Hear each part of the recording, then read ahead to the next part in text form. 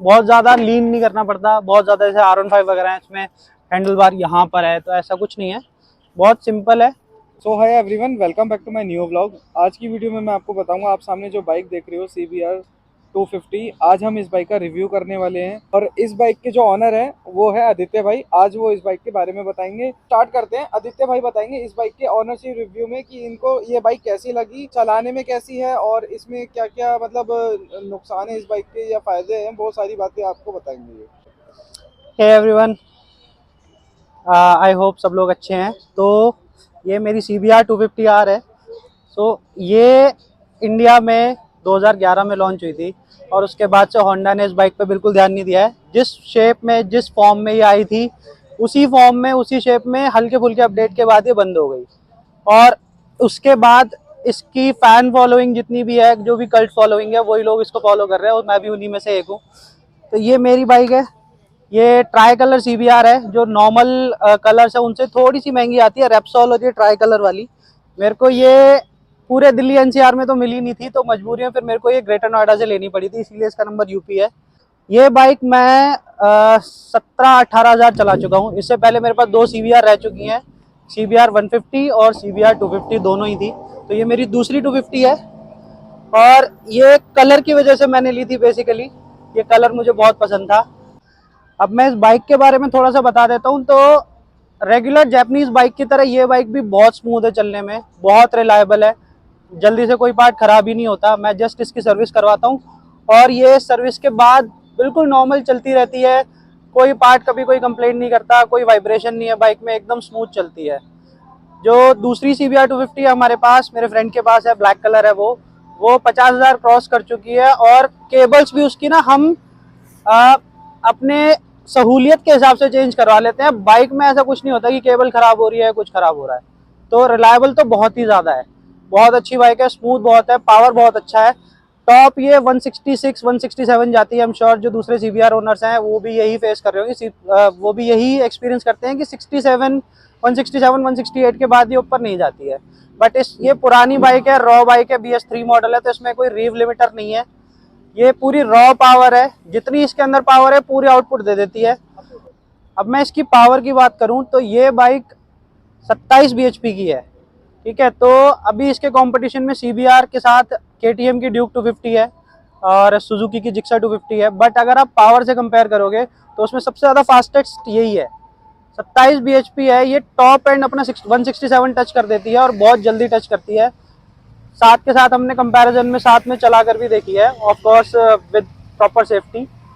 तो सेफ्टी के साथ हमने चला कर भी देखी है, बट कोई प्रॉब्लम नहीं आती है। उन सारी बाइकों में सबसे फास्टेस्ट यही होती है अपने 250 सेगमेंट में।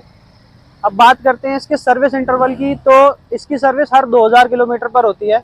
मैं पहले होंडा में करवा रहा था, बट होंडा ने एक्टिवा लॉन्च करने के बाद से इसकी सर्विस में इतना डिटोरिएशन कर दिया है कि अब मेरे को ये बाहर ही करवानी पड़ती है। तो बाहर भी मैं कैस्ट्रॉल में सर्विस करवाता हूँ इसकी, कैस्ट्रॉल बाइक पॉइंट्स पर। और कैस्ट्रॉल का पावर वन अल्टीमेट जो ऑयल है 1040 और 1050 और 1550, मैं ये डलवाता हूँ इसमें, कैस्ट्रॉल का पावर वन अल्टीमेट। और मैं सबको रिकमेंड भी करूँगा, बहुत अच्छा ऑयल है। तो ये तो इसकी सर्विस की बात हो गई है। पार्ट अवेलेबिलिटी का अगर मैं बताऊं तो होंडा का, जैसे मैंने बताया था, होंडा का बिल्कुल भी ध्यान नहीं है इस बाइक पर। तो पार्ट अवेलेबिलिटी होंडा की बहुत पुअर है। अगर होंडा ये वीडियो देख रहा है, कभी अगर देखे, तो मैं होंडा से गुजारिश करूंगा कि अपनी पुरानी बाइकों पर, स्पेशली इस पर, तो बहुत ही ध्यान दे। पार्ट्स बिल्कुल भी अवेलेबल नहीं होते। बट हाँ, जैसे तैसे हमारे पास करोल बाग है दिल्ली में, तो वहाँ से सपोर्ट लेकर हम पार्ट अरेंज कर लेते हैं, रिपेयर भी करा लेते हैं। तो ये इसका अच्छा पार्ट हो गया। अब मैं इसका बुरा पार्ट बताता हूँ थोड़ा सा। तो स्मूथ बहुत है, ये सब कुछ तो ठीक है, बट बुरा पार्ट क्या है कि रीव लिमिटर ना होने की वजह से ना, जब ये अपना टॉप एंड टच करती है हर गियर में, तो अजीब सी वाइब्रेशन आती है इसके हैंडल बार्स पर, फुट पैक्स पर, जो नॉर्मल से थोड़ी सी ज़्यादा होती है। दूसरा, इसके गियर शिफ्टिंग बहुत स्मूथ नहीं है। गियर शिफ्टिंग में बहुत कभी कभी अटक जाते हैं, कभी ट्रैफिक में परेशान करती है। हीटअप होती है, ट्रैफिक में बहुत हीट होती है, पंखे चलने लगते हैं, बुरे तरीके से पैरों पे गर्म हवा आती है।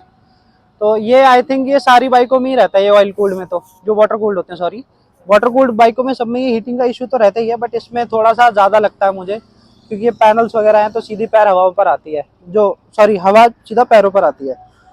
बाकी जो वियर एंड टीयर वाले पार्ट हैं, ब्रेक पैड्स वगैरह, वो सब घिसते ही रहते हैं, बट मिलते बड़ी मुश्किल से हैं, तो कभी कभी लोकल पार्ट्स की तरफ भी जाना पड़ता है। और इस पर्टिकुलर बाइक की इसकी बात करूं मैं, तो इसमें मैंने छोटे मोटे मॉडिफिकेशंस भी कर रखे हैं। जैसे मिरर्स हैं, ये मिरर्स ट्विस्ट हो जाते हैं, हालांकि विजन कुछ भी नहीं आता, व्यू बहुत अच्छा नहीं है। ये मिरर हो गए आपके, और इसमें क्या मॉडिफिकेशन कर रखा है? मॉडिफिकेशन में फिर मैंने ये लीवर प्रोटेक्टर्स लगा रखे हैं।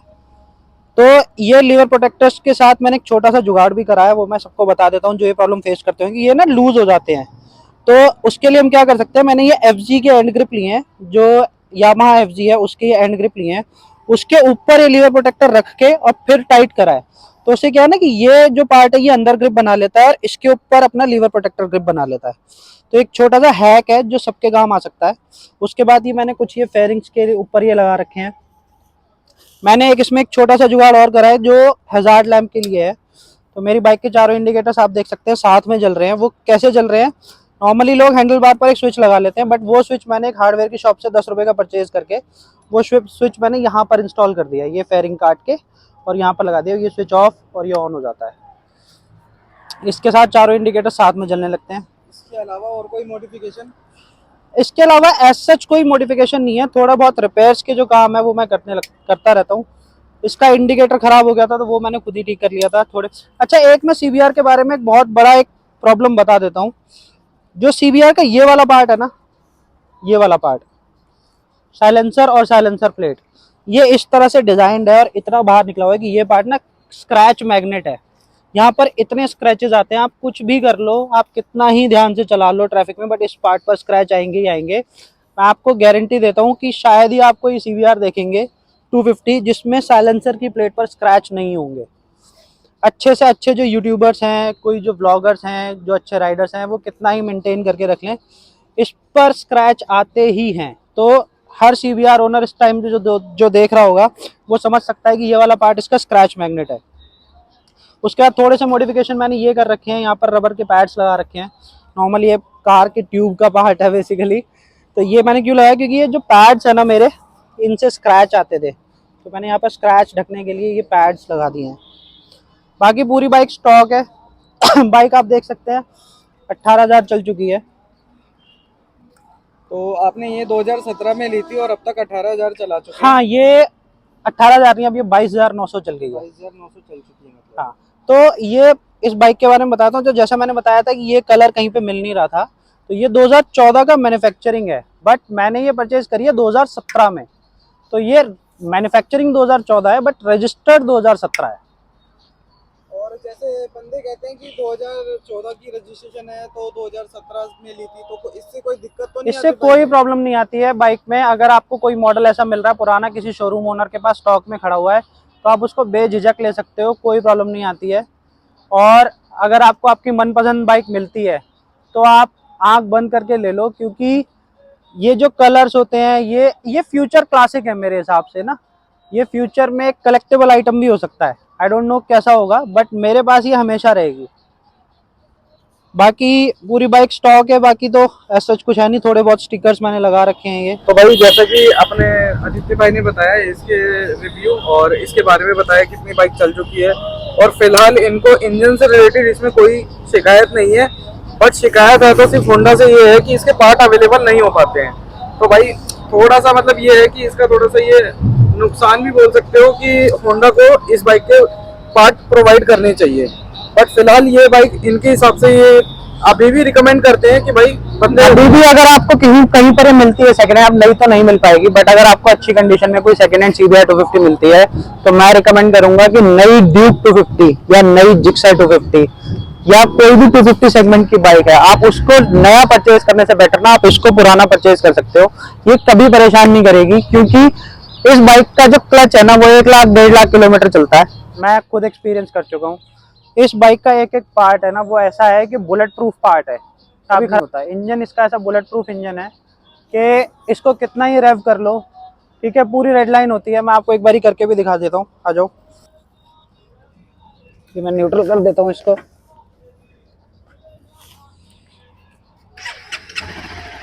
ये बाइक का साउंड है, तो कोई रिव लिमिटर तो है नहीं इसमें, तो पूरी जितना इसका इंजन टॉप एंड जाता है उतना पूरी जाती है। और उसके बाद अब बहुत स्मूथ है बाइक का। बाइक का 4000 किलोमीटर के बाद पूरा कैरेक्टर चेंज हो जाता है। अच्छा। 4000 किलोमीटर तक ये ऐसे चलेगी कि ना तो इसमें टॉर्क होगा ना पिकअप होगा।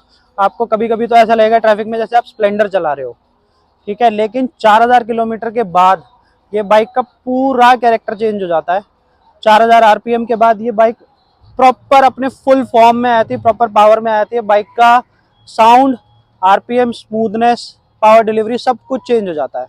तो जैसे होंडा की कार्स में जैसे आईवी टेक काम करता है ना कुछ कुछ, सेम वैसे ही कुछ कुछ इसका इंजन है। मुझे क्योंकि पता है, क्योंकि मैं होंडा का यूजर हूँ, गाड़ी भी मेरे पास होंडा की है, होंडा सिटी है मेरे पास। तो जैसे उसमें 4000 आरपीएम के बाद आईवी टेक किक इन हो जाता है, कुछ कुछ ऐसा ही है इसमें। 4000 आरपीएम के बाद बाइक का पूरा कैरेक्टर चेंज हो जाता है। बहुत अच्छी भागने लगती है, एकदम स्मूथ हो जाती है बाइक की, ज़्यादा आवाज़ पता नहीं लगती। वाइब्रेशंस कम हो जाते हैं, वाइब्रेशन फिर टॉप एंड में आकर आ जाते हैं, बट मिड रेंज में कोई वाइब्रेशन नहीं है, एकदम बटर स्मूथ है। अभी 22000 किलोमीटर बाद भी बटर स्मूथ है। और 50000 किलोमीटर चल जाती है, 60000 किलोमीटर चल जाती है, बट ऐसी की ऐसी ही रहती है, कभी परेशान नहीं करती, कुछ नहीं मांगती। मेरे पास ये, मैं इसको नॉर्मली राइडिंग के लिए यूज़ करता हूँ, तो 15-15, 20-20 दिन कभी होता है ऐसा कि खड़ी रह जाती है, चलती ही नहीं है। लेकिन 20 दिन बाद भी निकालता हूँ, सेल्फ मारता हूँ, आधे सेल्फ में स्टार्ट हो जाती है। तो प्रोडक्ट बहुत अच्छा है, क्वालिटी सुपीरियर है, अबव सुपीरियर है, और चलाने में बहुत मज़ा आता है। स्पोर्ट्स टूरर है, थकाती नहीं है, बहुत कंफर्टेबल है। मैं आपको बैठ के दिखा देता हूँ। तो बहुत ज़्यादा लीन नहीं करना पड़ता, बहुत ज़्यादा जैसे R15 वगैरह है इसमें हैंडल बार यहाँ पर है, तो ऐसा कुछ नहीं है। बहुत सिंपल है, बहुत कंफर्टेबल है, बहुत अपराइट सही है। कुछ फुट पैक्स भी ज़्यादा पीछे नहीं जाते, बहुत नॉर्मल है। इतने ही पीछे जा रहे हैं तो हमारे हिप की लाइन पर ही हैं। तो ये इसका सिटिंग पोस्चर है, बहुत कंफर्टेबल है। आप इसको 200, 250, 300 किलोमीटर आराम से चला सकते हो, और 3 डिजिट पे क्रूज कर सकते हो। 100, 110, 120 कुछ नहीं करेगी। 3 डिजिट क्रूजिंग बहुत इजी है, बहुत कंफर्टेबल है। बाइक थकती नहीं है, आपको नहीं थकाती। आपको कहीं पर भी ऐसा फील नहीं होगा कि बाइक ओवर हीट हो रही है या अनकंफर्टेबल हो रही है या फिर आपको पेन हो रहा है। जो नॉमिनल पेन्स जो आते हैं ना ये पाम्स में और कंधों में, आकाश भाई समझते होंगे, तो जो नॉमिनल पेन्स आते हैं वो नॉर्मल इसमें आते हैं, बट जो एक स्ट्रेस होता है ना मोटरसाइकिलिंग का, जो स्ट्रेस है वो इसमें 300 किलोमीटर तक तो नहीं आता है। आप नॉर्मल बीच में पानी के ब्रेक्स लेते रहो, कुछ नहीं करेगी, नॉर्मल चलती रहेगी। हमने अभी लास्ट इस पे केदारनाथ ट्रिप करा था, एक शॉट में ये श्रीनगर पार कर गई थी, दिल्ली से श्रीनगर, और फुल डे क्रूजिंग करी है, कुछ नहीं करा बाइक ने, बिल्कुल नॉर्मल चली है। साथ की जो दूसरी बाइक थी वो हीट हो रही थी। केटीएम में एक ओवर हीटिंग का इशू है, ऐसा इसमें कोई इशू नहीं है। 3 बार आते हैं इसमें हीटिंग के, वो 3 बार ही रहते हैं, तो हीटिंग वगैरह का, क्वालिटी का कोई इशू नहीं है। फ्यूल इकोनॉमी की मैं बात करूं तो फ्यूल इकोनॉमी का इसका ऐसा है कि आपके ऊपर डिपेंड करता है कि आप इससे कैसी फ्यूल इकोनॉमी लेना चाहते हो। अगर आप नॉर्मल चलाते हो इसको, तो से 40-50 की स्पीड है, तो फ्यूल इकोनॉमी ये देगी 30 के आसपास, 25 से 30 के बीच में। बट अगर आप इसको थोड़ा सा भी रेव करोगे, भगाओगे, तो एकदम से आपको सडन ड्रॉप दिखेगा। 18-20 ऐसी फ्यूल इकोनॉमी देगी, 18 किलोमीटर पर लीटर, 20 किलोमीटर पर लीटर, ऐसा फ्यूल इकोनॉमी का रहता है। बट अगर आप CBR चला रहे हो तो फ्यूल इकोनॉमी आप इतना नोटिस भी नहीं करोगे, क्योंकि ये होती भगाने के लिए है। जब ली थी तब भी भगाने के लिए ली थी, चलाने के लिए ली थी, और उसी के लिए रहेगी ये। मुझे बहुत पसंद है, मैं अभी भी रिकमेंड करूंगा कि अगर आपको कहीं से मिलती है तो आप डेफिनेटली ले सकते हो। बाकी अगर आपका कोई भी क्वेश्चन रहता है तो आप आकाश से डायरेक्टली पूछ सकते हो इस बाइक को लेकर। अगर आपको पार्ट्स, अगर किसी के पास CBR है और उसको पार्ट्स की प्रॉब्लम आ रही है, तो आप आकाश के थ्रू मुझसे कांटेक्ट में आ सकते हो, मैं वो पार्ट अरेंज कराने में हेल्प कर सकता हूँ। क्योंकि अब मेरे को काफ़ी टाइम हो गया CBR चलाते हुए। मैंने ये ली थी 2017 में, तो उससे पहले भी मेरे पास CBR थी, 150 भी थी मेरे पास। तो CBR के साथ मेरा एक्सपीरियंस 2015 से है। मैंने मोटरसाइकिलिंग शुरू कर दी थी 2011 से, 2010-11 से मैंने मोटरसाइकिलिंग शुरू कर दी थी, और CBRs के साथ मैं रहा हूँ 2015 के बाद से। तो तब से ग्रुप और कॉन्टैक्ट ऐसे बन गए हैं कि सीबीआर के पार्ट्स हम लोग अरेंज कर लेते हैं एक दूसरे की हेल्प से। तो अगर किसी भी भाई को सीबीआर को लेकर कोई भी क्वेश्चन है या कोई भी पार्ट के लिए पूछना है तो आप आकाश के थ्रू मेरे से हेल्प ले सकते हो। चलो थैंक यू आदित्य भाई for your ownership review. Thank you. कैसा लगा ऑनरशिप रिव्यू कमेंट में जरूर बताना। और तो भाई ये थी मेरी एक छोटी सी इंफॉर्मेटिव वीडियो जिसमें आदित्य भाई ने इस बाइक के ऑनरशिप रिव्यू के बारे में बताया। तो मिलते हैं नेक्स्ट इंफॉर्मेटिव वीडियो में, तब तक के लिए जय हिंद जय भारत।